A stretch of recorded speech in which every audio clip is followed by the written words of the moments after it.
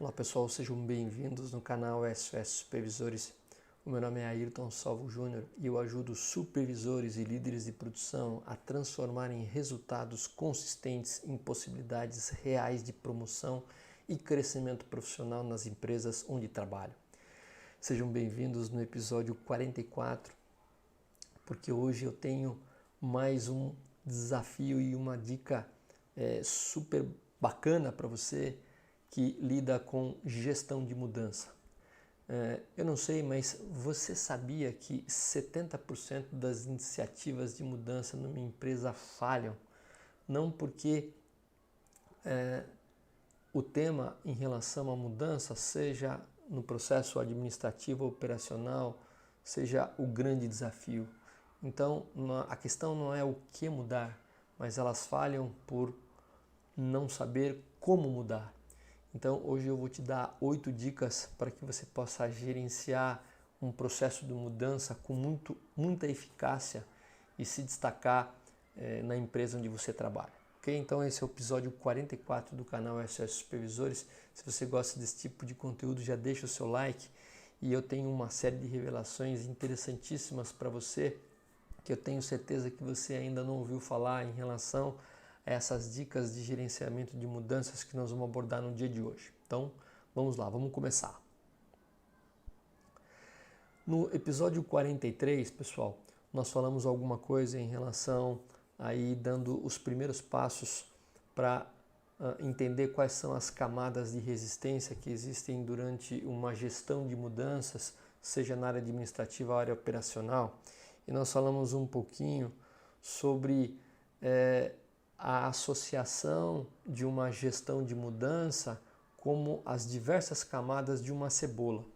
Então, se você perceber bem, numa cebola existem diversas camadas que você vai retirando até você chegar no núcleo da cebola, como se fosse uma série de barreiras que existem numa gestão de mudança. Então, geralmente existem 8 detalhes específicos, 8 camadas específicas, existem 3 camadas básicas e 8 camadas específicas que nós precisamos ir rompendo essas camadas através de um processo de negociação para que realmente a mudança ocorra. Então nós falamos isso no episódio 43, se você ainda não viu eu convido para que você assista esse episódio, e nós falamos que para que a mudança realmente ela seja implementada com eficácia, cada uma dessas camadas, que representam as camadas da cebola, elas precisam ser rompidas através de um processo de buy-in. Buy-in é um processo de aceitação junto com as pessoas desde a primeira camada.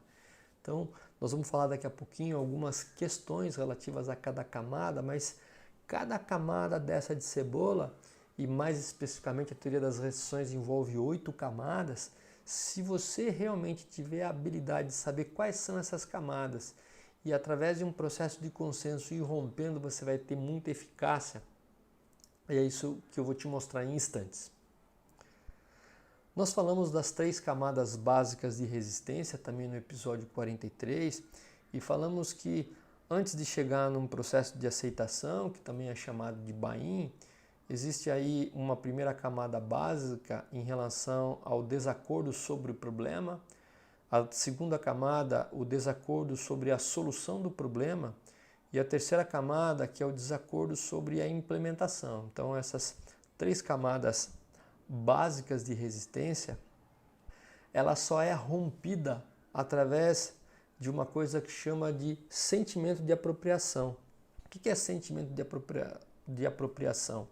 A partir do momento que eu vou encontrando essas camadas e eu vou compartilhando com os meus colegas envolvidos a mudança, a propriedade, o ownership, o senso de dono nessa mudança, que não é só minha, mas da equipe que está sendo envolvida e participando da mudança, eu vou aos poucos sobrepondo, eu vou aos poucos rompendo essas camadas.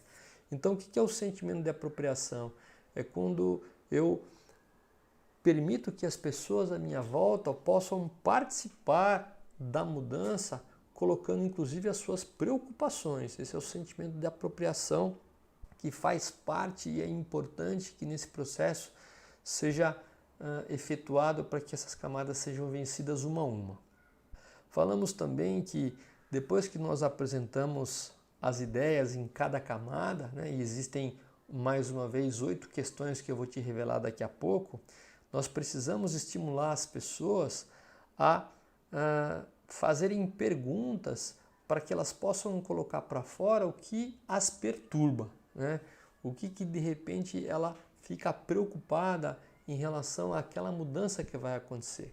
Então, a partir do momento que a gente vai estimulando a outra pessoa a fazer perguntas, para que a gente possa identificar alguma coisa que possa estar perturbando-a, ela começa a ter a propriedade daquela mudança, ela começa a se sentir dona, ela começa a se sentir valorizada.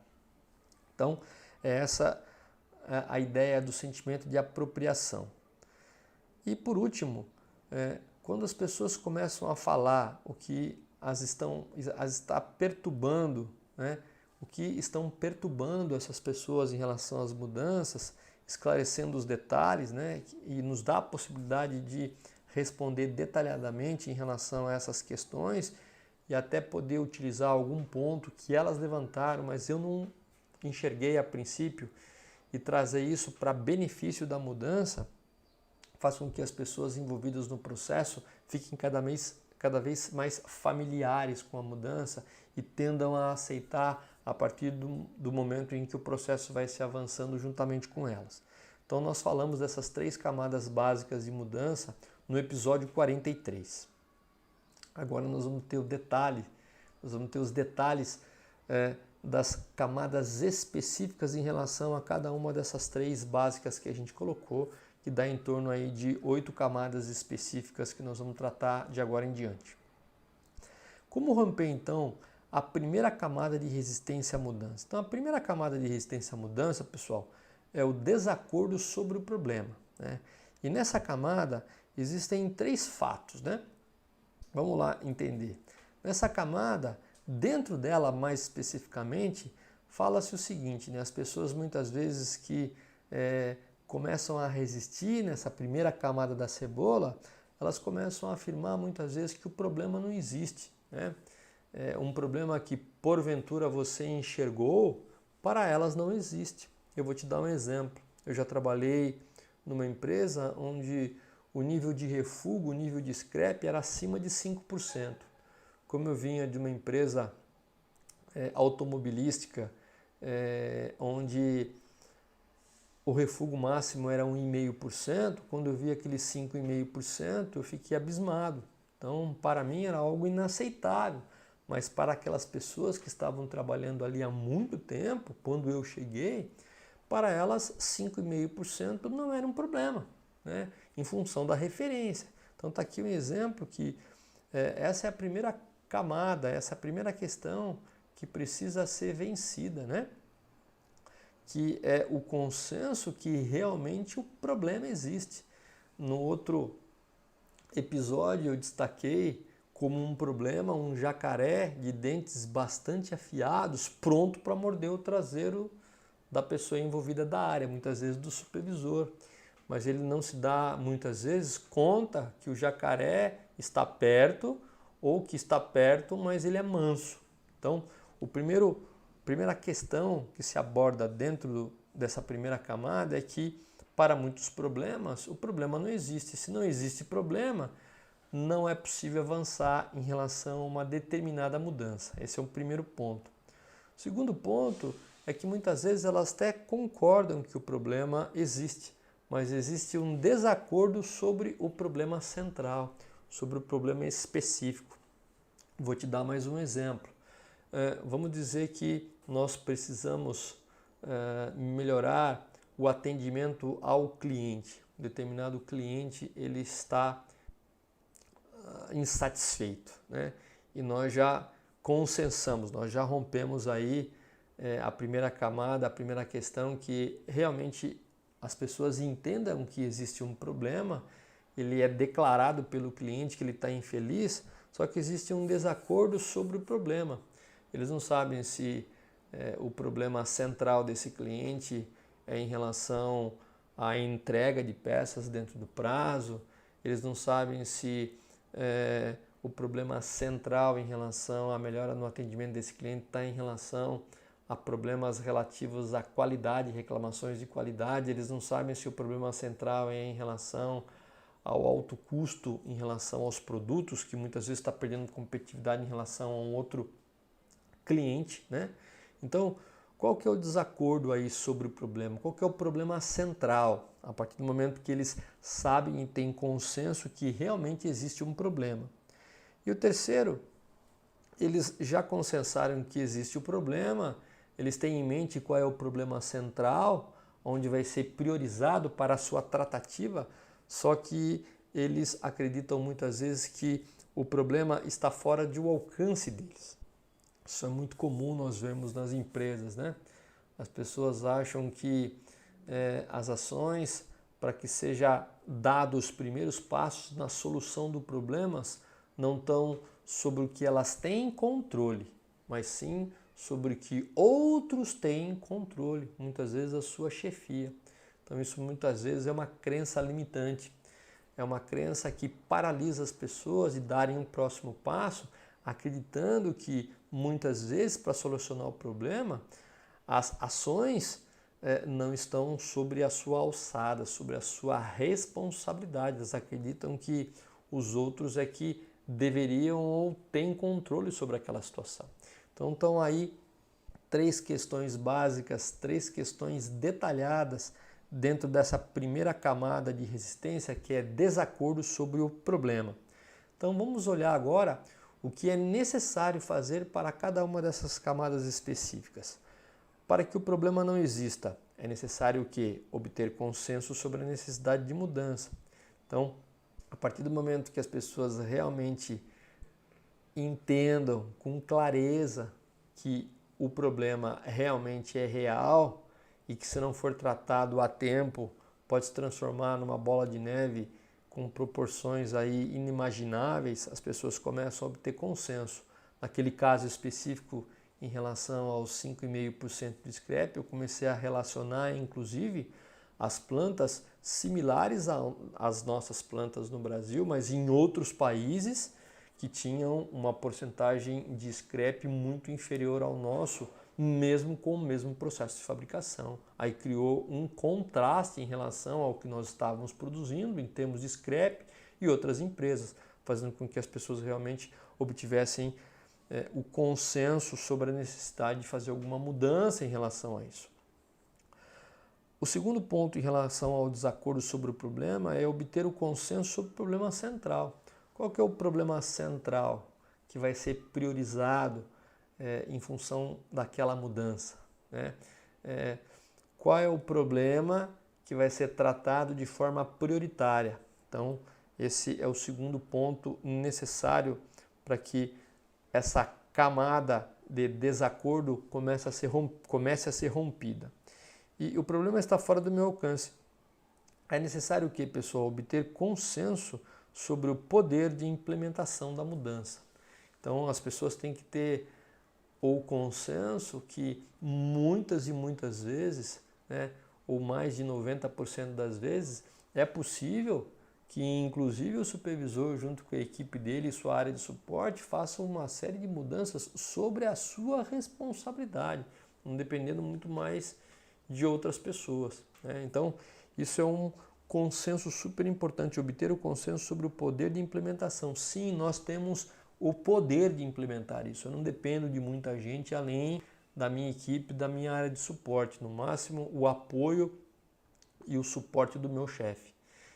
Essas são as 3 primeiras questões, as 3 primeiras camadas detalhadas desta primeira camada básica de desacordo sobre o problema. Quando eu consigo obter esses 3 consensos, eu faço com que eu consiga romper a primeira camada e vá avançando para a segunda camada de resistência à mudança, que é o desacordo sobre a solução, que nós vamos comentar agora no próximo slide. Pessoal, em relação à segunda camada de resistência, que é o desacordo sobre a solução, quais as questões que geralmente ocorrem aqui dentro, né? Desacordo sobre a direção da solução, né? Então, O que é desacordo sobre a direção da solução? Muitas vezes, quando as pessoas não têm ciência profunda e correta da causa raiz do problema, uma das pessoas envolvidas na mudança pode achar que a solução sobre aquele problema é um e o outro achar que a solução é outra. Quando as pessoas não têm consenso sobre a causa raiz, cada um acredita que a causa é uma e faz com que, sendo cada causa sendo diferente, propostas de solução sejam diferentes. Então isso é uma coisa que acontece muitas vezes quando se tem um processo investigativo de causa dos problemas. Então, desacordo sobre a direção da solução é uma das barreiras dentro do desacordo sobre a solução. Uma outra questão é a solução tem ramos negativos. Elas já acordaram em relação à direção da solução, elas já sabem qual é o remédio que vai ser dado para solucionar o problema, só que elas acreditam muitas vezes que aquela solução tem efeitos colaterais negativos, né? Que tem ramos negativos. Ela soluciona uma parte do problema, mas consequentemente ela causa um outro problema, um outro efeito colateral. É como se a gente estivesse tomando um remédio para dor de cabeça e afetando o processo digestivo em função daquele comprimido, daquele remédio que a pessoa tomou. Então é algo similar. Então o que fazer em relação a essas duas camadas detalhadas dentro do desacordo sobre a solução? O primeiro ponto em relação ao desacordo sobre a direção da solução é obter consenso sobre a solução mais adequada. Então eu sabendo exatamente através de uma análise de causa e efeito, qual é realmente a causa, eu posso adequar corretamente qual é a solução.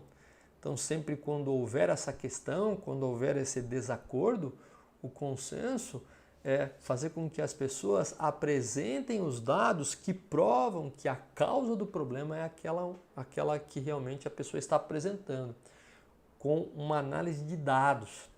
Aí é possível que haja um consenso ou um processo de convencimento, porque uma análise investigativa profunda foi feita. Então, uma vez que eu sei corretamente qual é a causa, eu posso estar propondo a solução. E aí eu consigo ter um consenso sobre a solução mais adequada. E qual que é a solução em relação à solução ter ramos negativos? É garantir que todos os efeitos colaterais negativos tenham sido aparados. O que significa isso? Eu adotei uma solução, quais são os efeitos colaterais negativos em relação ao produto? Será que aquela mudança eu tive algum efeito colateral em alguma característica do produto que pode ter sido fragilizada? Então eu vou lá, depois que eu realizei a mudança, vou coletar algumas amostras, vou fazer alguns testes práticos, técnicos, para verificar se aquela característica do produto se mantém dentro do especificado. Ou saindo da esfera do produto, será que aquela mudança no processo ela causa algum efeito colateral em relação às pessoas, aos operadores que estão manuseando o processo? Né? Ficou um processo mais trabalhoso, mais complexo, mais difícil, mais lento, né? Mais perigoso? Quais os tipos de efeitos colaterais em relação a essa parte operacional? E em relação ao usuário final, será que a modificação que eu trouxe no produto pode causar algum problema para o meu usuário final que eu não esteja a princípio percebendo? Então, quando eu consigo realmente analisar aí os diversos efeitos colaterais e fazer com que eu possa analisar esses efeitos e mitigar, em abrandar esses efeitos colaterais, eu posso passar para a segunda camada ou para a terceira camada quando eu resolvo esse tipo de problema. Então essas aqui são as duas questões relativas à segunda camada de desacordo sobre a solução, e a partir do momento que eu consigo fazer essas duas coisas, essas duas sugestões, eu consigo mais uma vez romper mais uma camada e ir então na direção da terceira camada, que é muitas vezes a camada de resistência, quando as pessoas desacordam sobre os detalhes da implementação da solução. Aqui a gente já tem a solução consensada, só que agora eu preciso implementá-la. Então, vamos aqui para a terceira camada de resistência à mudança, que é desacordo sobre a implementação. Quais são as questões, pessoal? A primeira questão, dentro dessa camada, é não podemos implementar a solução. Muitas vezes as pessoas já vêm com essa camada de resistência da cebola, né? Já no finalzinho, né? E geralmente as pessoas que tendem a fazer esse tipo de colocação, elas apresentam dois argumentos básicos, né? A princípio genéricos, mais básicos. Vai custar muito dinheiro e o tempo de implementação é muito alto. Então, são duas coisas que precisam ser realmente avaliadas.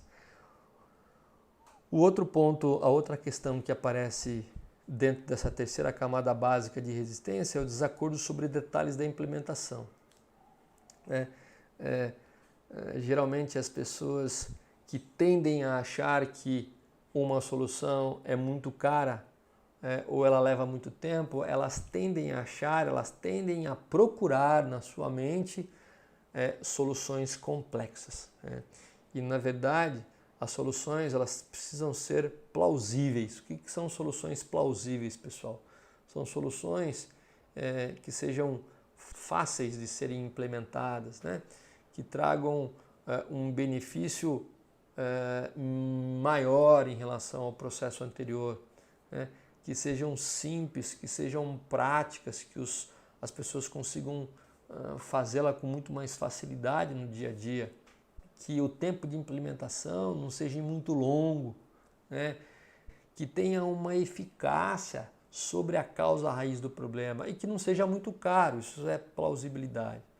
Mas as pessoas muitas vezes que procuram soluções complexas, elas vão tender, consequentemente, a achar que vai levar muito tempo e que vai custar muito dinheiro. E eu posso afirmar com vocês que mais de 90% das mudanças que eu fiz em 33 anos de profissão não custaram um tostão, até muito mais do que 90%.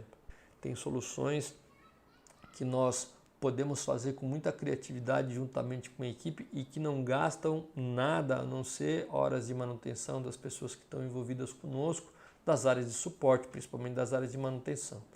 Então, desacordo sobre detalhes da implementação é mais uma camada específica de resistência. A terceira é que a mudança traz riscos, e aí nesse caso são riscos externos, né?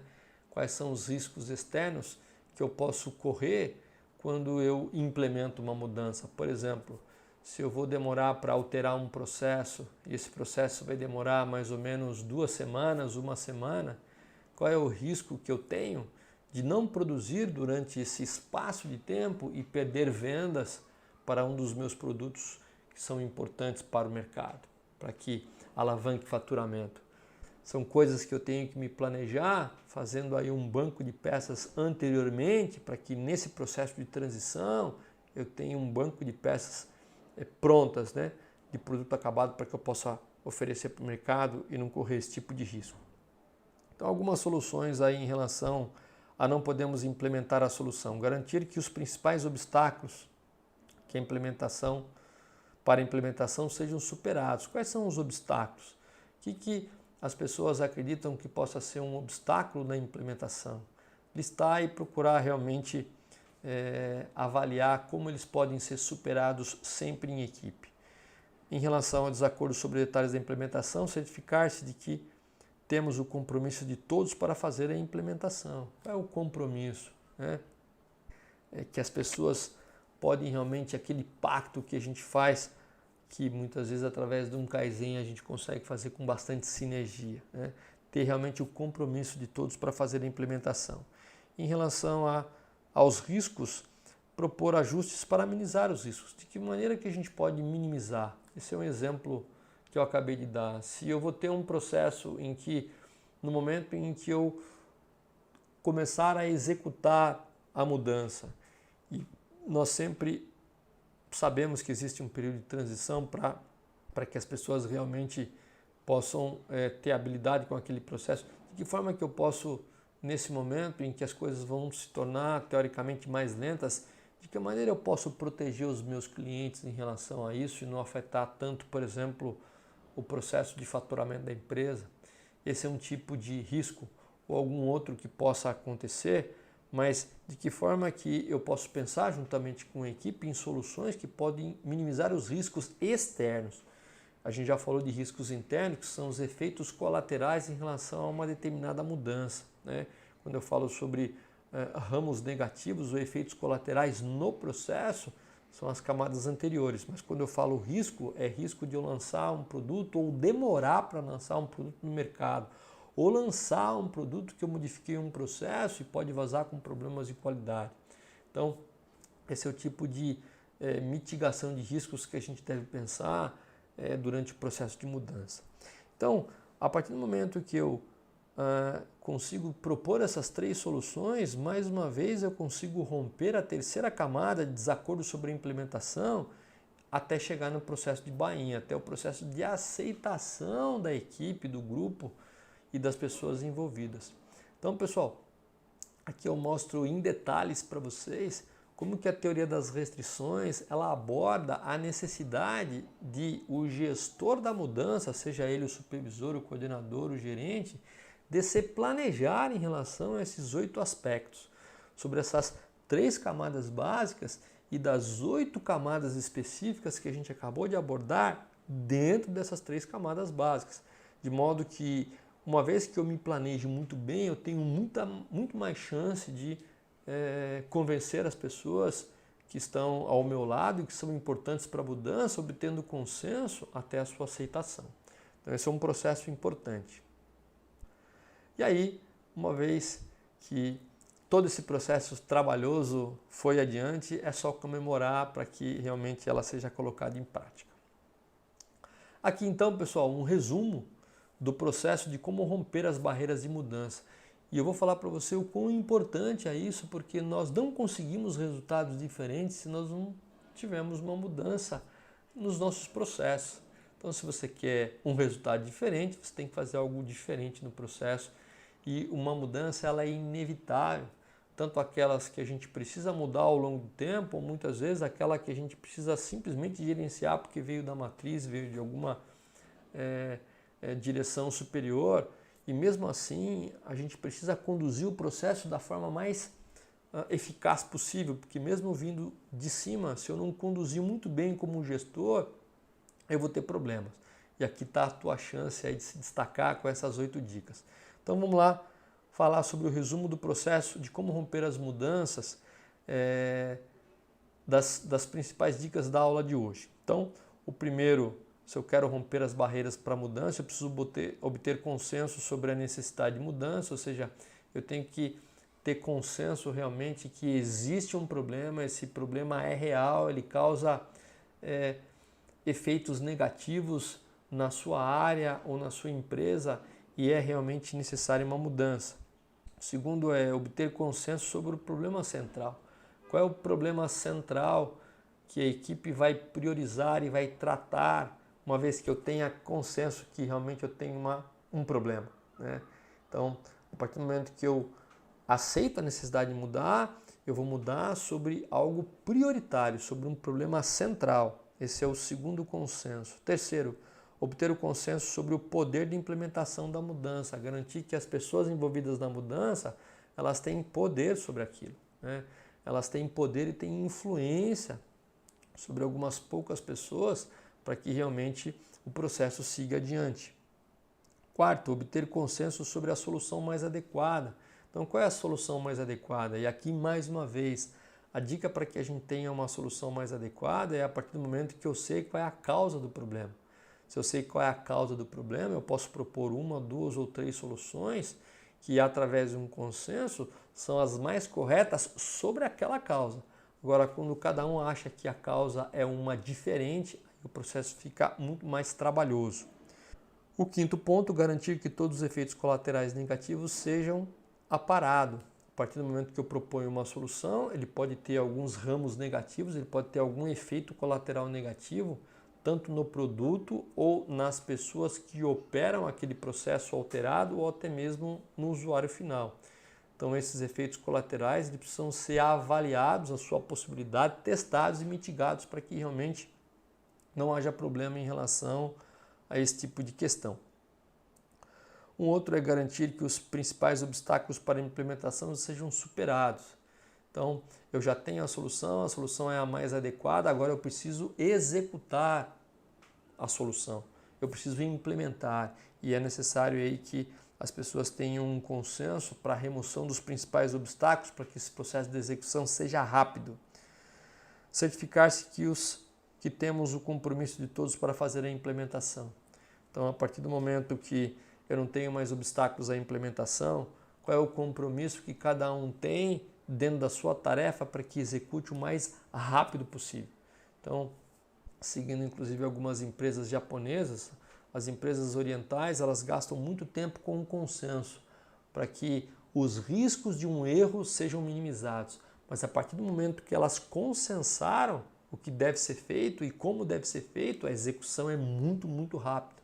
Então vale a pena destacar a importância de certificar-se em relação ao compromisso de todos os envolvidos na mudança para que façam a implementação rapidamente e propor ajustes para minimizar riscos externos. Então, no momento em que eu vou executar a solução, pode ser que eu acabe atrasando um pouco mais finalmente, essa alteração final do processo e até mesmo durante a maturidade inicial, e faz com que às vezes o output de uma linha, a entrega de uma linha caia um pouco. De que forma que eu posso mitigar isso anteriormente à mudança para que o meu mercado esteja abastecido e eu não tenha riscos, por exemplo, com faturamento.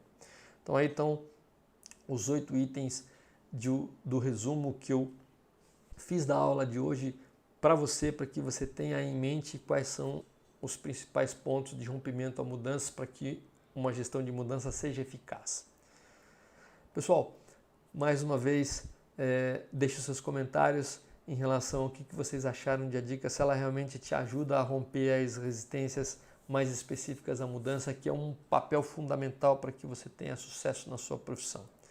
Mais uma vez, se você gostou desse tipo de conteúdo, deixa o seu like, é a maneira com que a gente faz para crescer no canal. Deixa seus comentários, compartilhe, deixe suas sugestões e não se esqueça de se inscrever no canal para que você possa receber e ser notificado quando um novo vídeo sair. Nós temos quase todos os dias vídeos novos com várias dicas para vocês.